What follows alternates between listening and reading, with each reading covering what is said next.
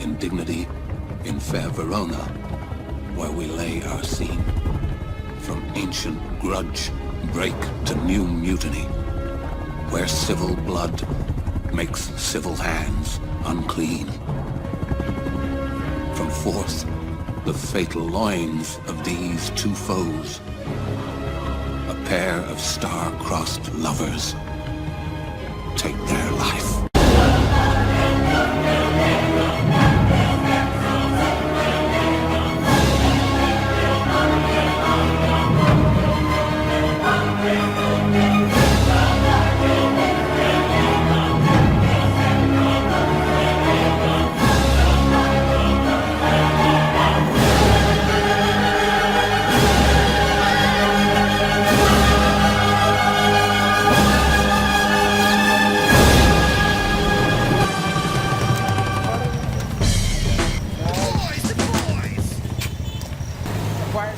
Masters and mastermen.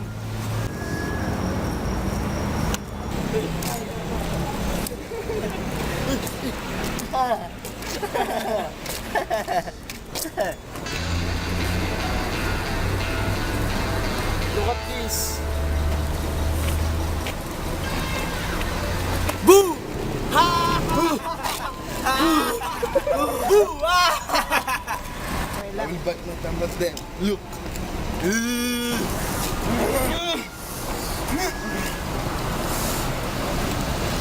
Do you bite your thumb at us, sir? I do bite my thumb, sir. Do you bite your thumb at us, sir? No, sir. I do not bite my thumb at you, sir. But I bite my thumb, sir. Do you quarrel, sir? Quarrel, sir? No, sir! Here comes my kinsman. Say better, sir. Yes, sir. Better. Part fools, you know what to do. Put up your swords!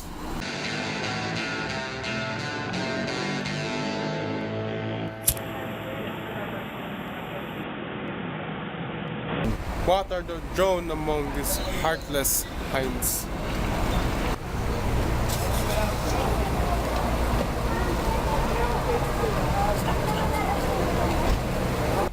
I do but keep the peace.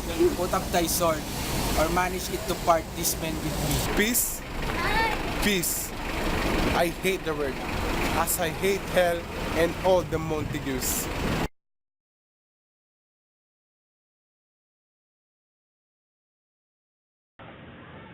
Juliet! Juliet! Juliet!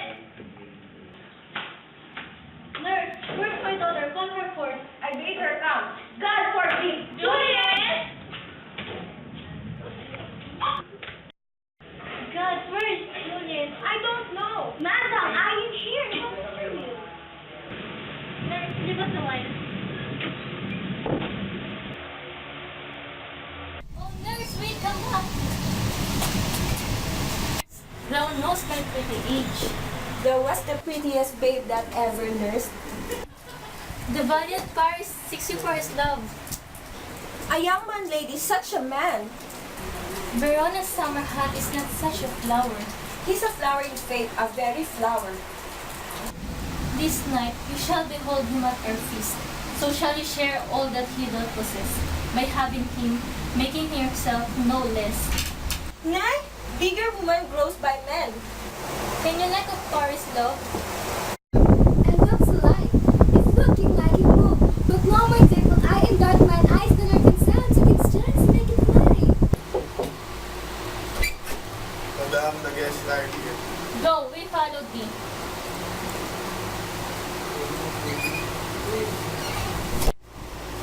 Go, girls, seek happy days to happy nights.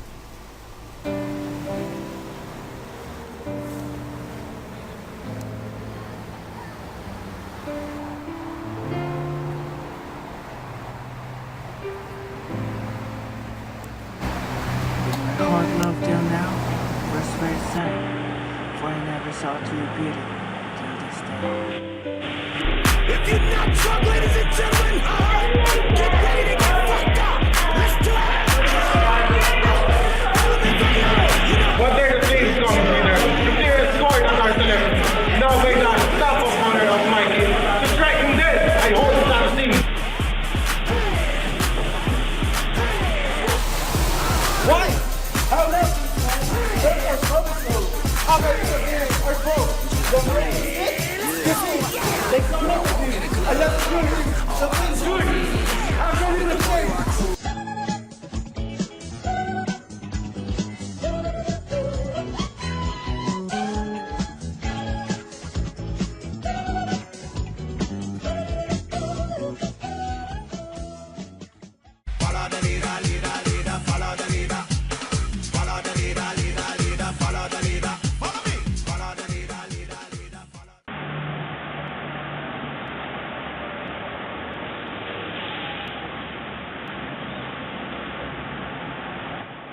Romeo, oh Romeo, wherefore art thou so jealous?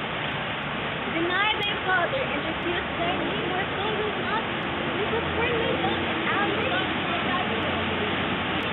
God hear more.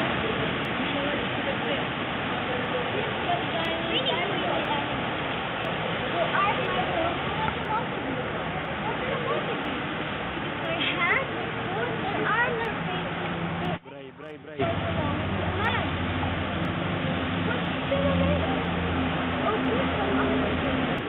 Romeo, thou thy name, and for that name which is no part of thee, take all myself. I take thee. I don't know spoken at the mountain of the fire. Mermaid, if I hear thee,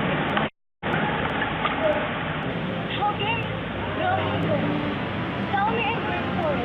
Garden walls are high and hard to climb, and the place dead, and you'll make yourself stop here. with love's lightning did I overburst this wall. What love can do that dares love apart? Thy kinsmen are not let me. If they do see thee, they will murder thee. I have night clothes to hide from their eyes.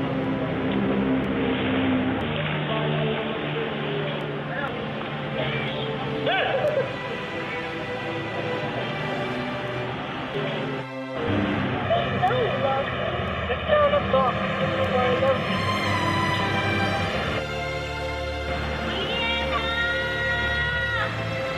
Tonight, I will be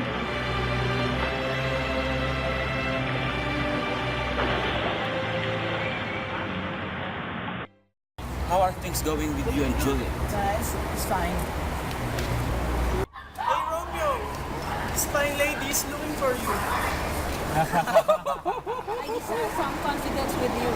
I'll follow you.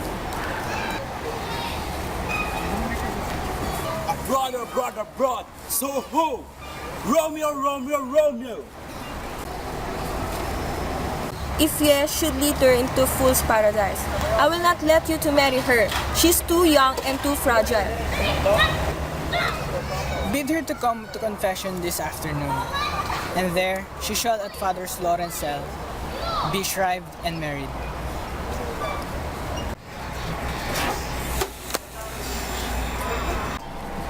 Oh, nurse, what's the news? I'm tired and weary. Please, nurse, tell me, is it good or bad? Have you got to go to confession today? I have. Hence go to Father Lawrence's cell. They stay a husband to make you a wife. Oh my God, nurse, thank you for that wonderful news. These violent delights have violent ends, and in their triumph die, like fire and powder which as they kiss consume. The sweetest honey is loathsome in its own deliciousness. Therefore, love moderately. Romeo shall thank the daughter for us both. And I pronounce you husband and wife, you may now kiss the bride. I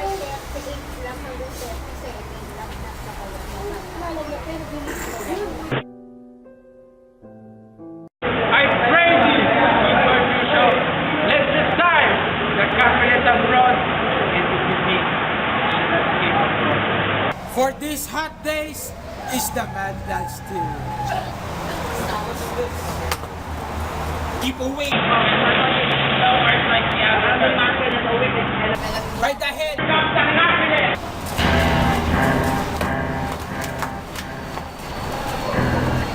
Family close.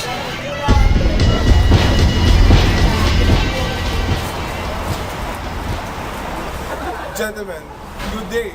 A word with one of you. And but one word with one of us, coupled with something, make it a word and a Mercutio? Mercutio, thou art consorters with Romeo? Consort? What dost thou make us? Minstrels? Mercutio! Peace be with you, sir. Here comes my man. Romeo, the love I bear thee, can afford no better term than this. Thou art a villain. Tybalt, the reason that I have to love thee doth much excuse the pertaining rage of such your greeting. Villain I am none, therefore farewell. I see thou was me not. Boy, they shall not excuse the injuries. Turn and draw! Turn and draw! Turn and draw!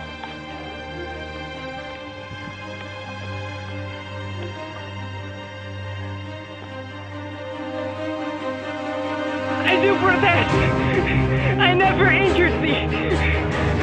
But love thee better than canst devise! Till thou shall know the reason of my love! And so, good Capulet, whose my tenderly as sweet as my own, be satisfied! Be satisfied! Evil! You rat catcher! Will you walk? Will you walk?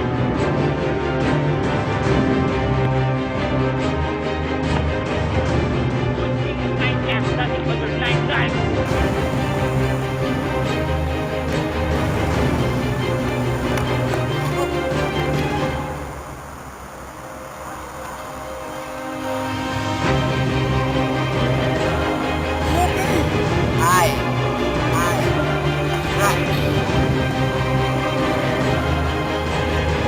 Will serve. After me tomorrow, and you shall find a great man. A plague on both our houses. A plague on both our houses.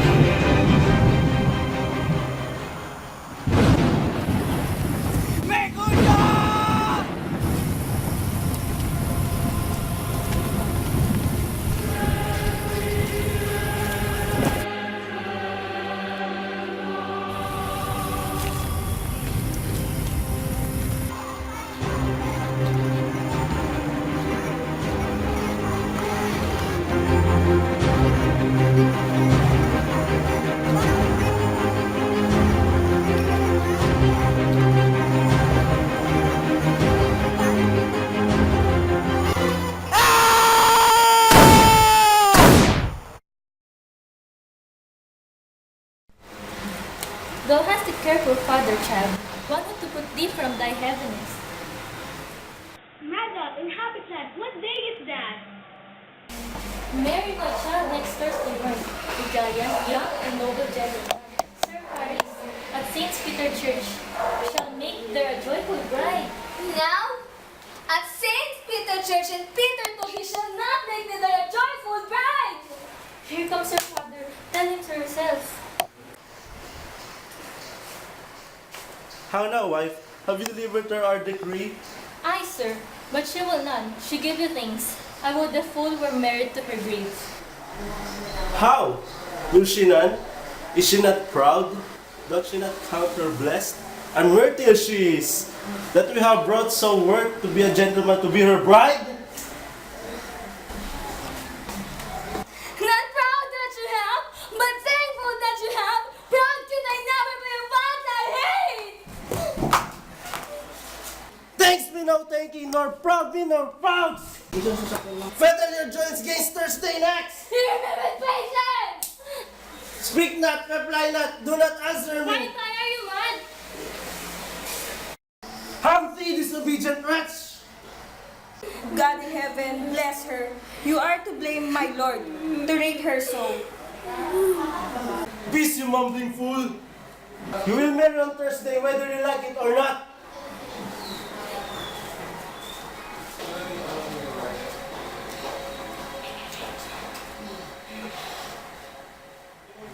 Oh, sweet my mother, cast me not away. Delay this marriage for a month, a week, or if you do not make the bridal bed in that moment with civil life. Talk not to me, for I'll not speak a word. Oh God, oh nurse, how shall this be prevented? Some comfort, nurse.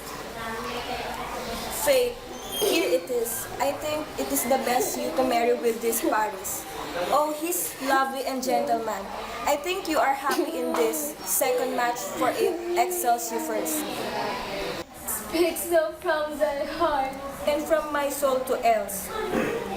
Amen. What? Well, thou hast comforted me marvelous much. Go in and tell my lady I am gone, having displeased my father to Father Lawrence to make confessions and beat the soul.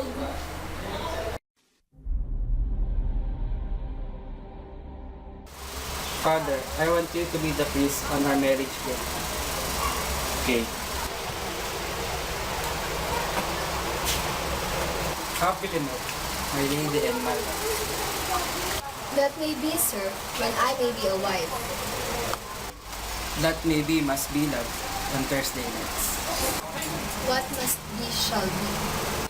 Well, that's a certain text. Come you to make confession? Are you at leisure, Holy Father, now? Or shall I come to you at evening mass? My leisure serves me, pensive daughter. Now, we must take our time alone.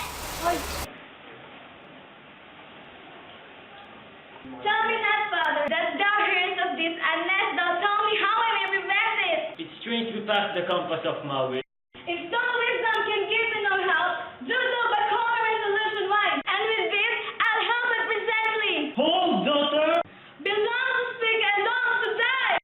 I do find a kind of hope, which crave as desperate an execution as that is. Desperate which we would prevent, if rather than to marry Paris, thou hast the strength of will to slay and thyself. Then it is likely thou wilt undertake a thing like that. To chill away the shame, no warmth, no breath shall testify thou lives. Take thou this vital being, then in bed, and this distilling liquor drink thou of. I'll send my letter to thy lord, post haste to Mantua.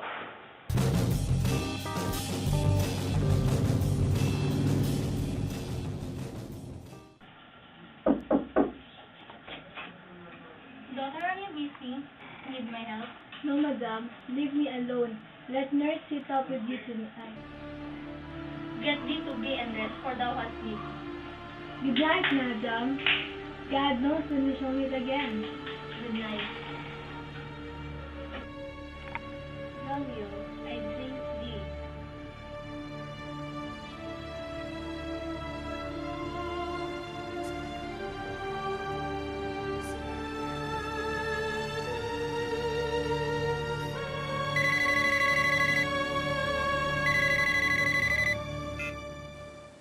How now, Balthazar? How doth my lady? Is my father well? How doth my lady Juliet? For nothing can be ill if she be well. If she is well, then nothing can be ill. Her body rests in the chapel monument where the angels live. I saw her laid low. Pardon me from bringing this ill news.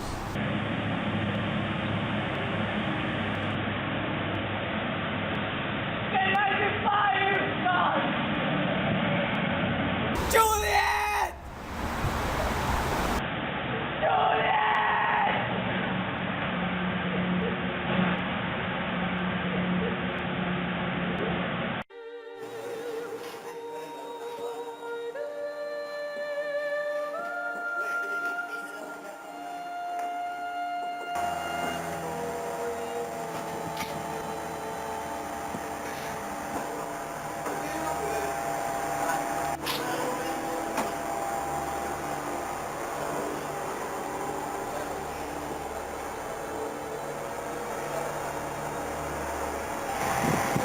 Stars from this room, where is flesh. Eyes look her last embrace, and lips soon with a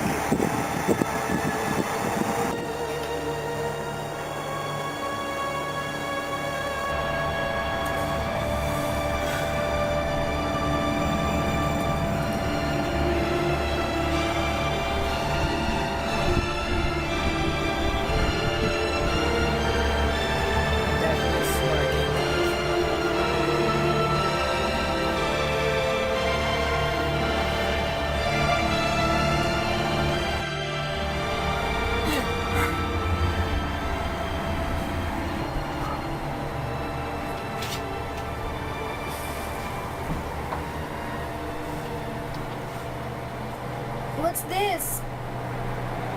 A poison?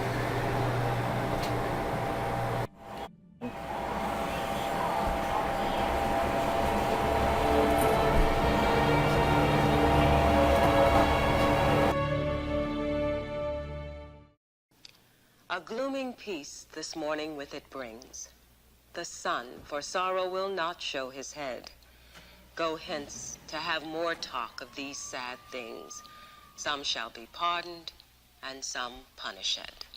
For never was a story of more woe than this of Juliet and her Romeo.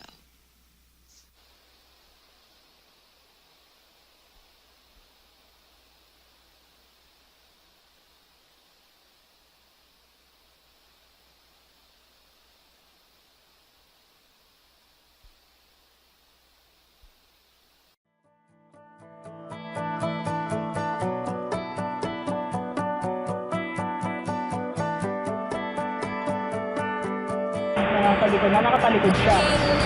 Pero yung